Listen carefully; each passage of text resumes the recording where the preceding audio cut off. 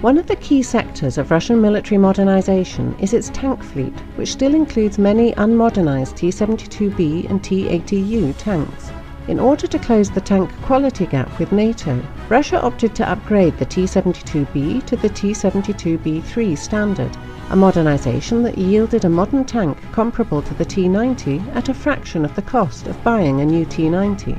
The T-72B3 tank, which entered service in 2011 at the rate of about 200 a year, and which became widely known thanks to the annual tank biathlon competitions, was intended to be a stopgap measure until the T-14 of the Armata family became operational. According to statements by the Uralvagonzavod, Russian procurement plans entailed the purchase of 2,000 T-14 MBTs. These plans appear to have been modified due to several factors which appeared in the last 2 years. The first was the crisis in Ukraine and the heightened state of conflict with NATO. The crisis raised the need for a truly modern MBT comparable to NATO's tanks to become operational as quickly as possible.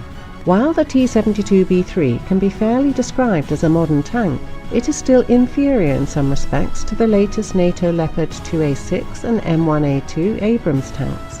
Secondly, the basic T-90 design was also rapidly becoming dated, which reduced its international competitiveness, as evidenced by the success of Ukraine's Aplot tank in the 2011 competition in Thailand, where it won over the T-90.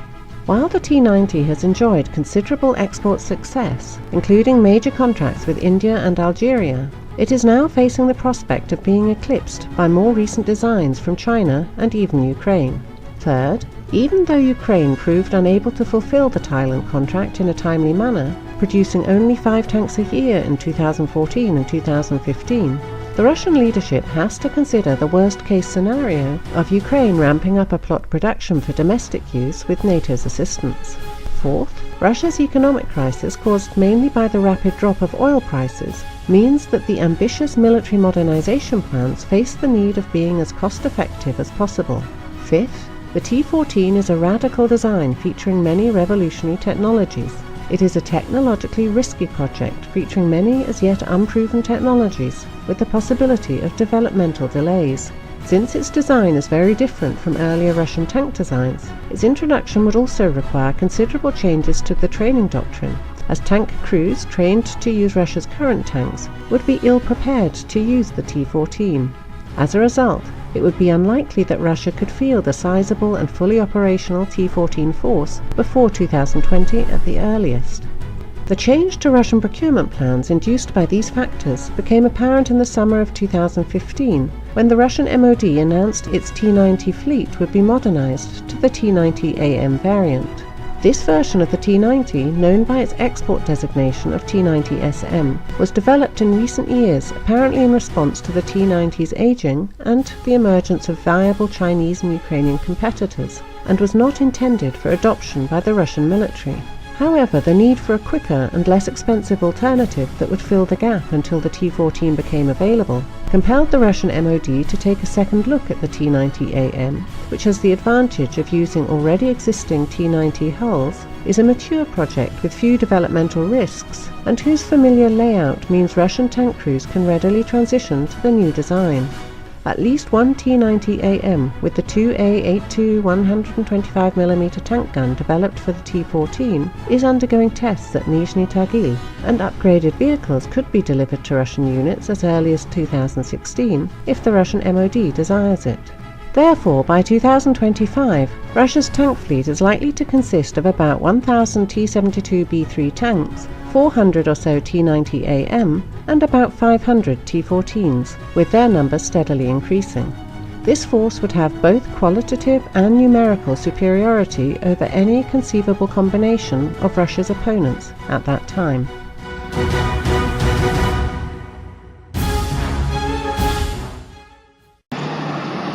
We're not just a junkyard.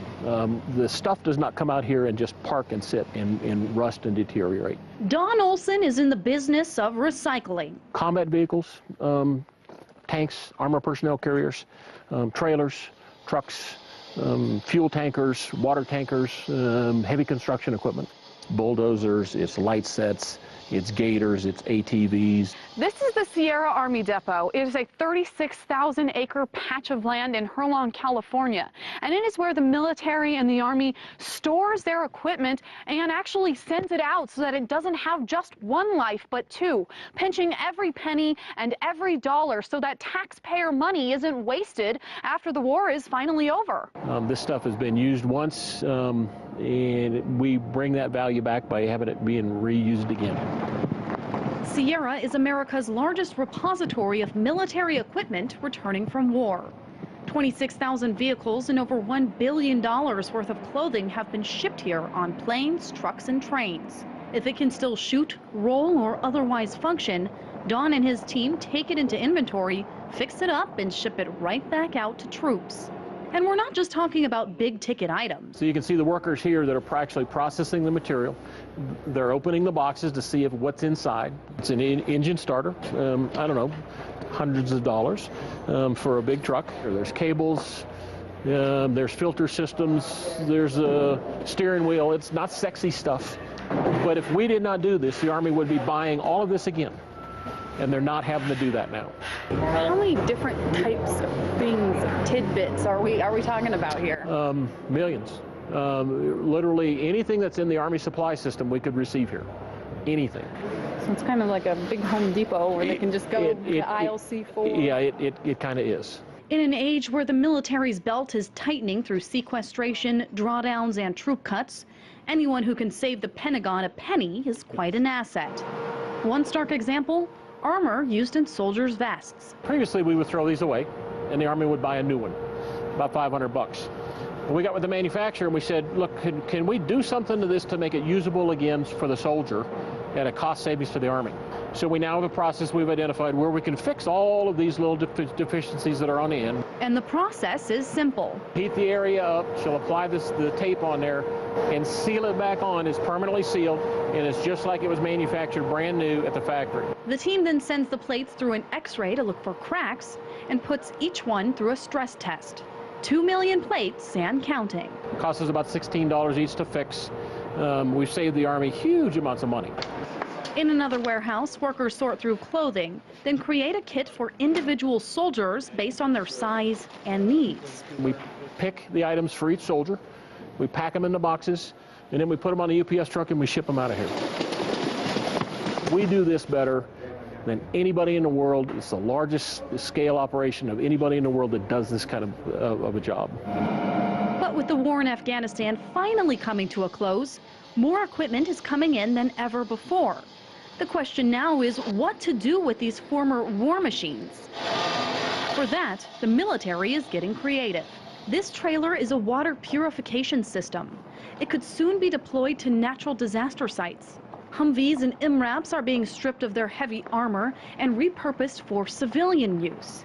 And the list goes on. What can't be scrapped or salvaged is sold to the highest bidder, often allied militaries, sometimes local law enforcement. It's all about that, trying to wring some value out of something that may previously have not had value, specifically the returned items. Anything to save the military a few bucks now that the war drums have finally stopped beating. Reporting in Herlong, California, Megan Lopez, RT.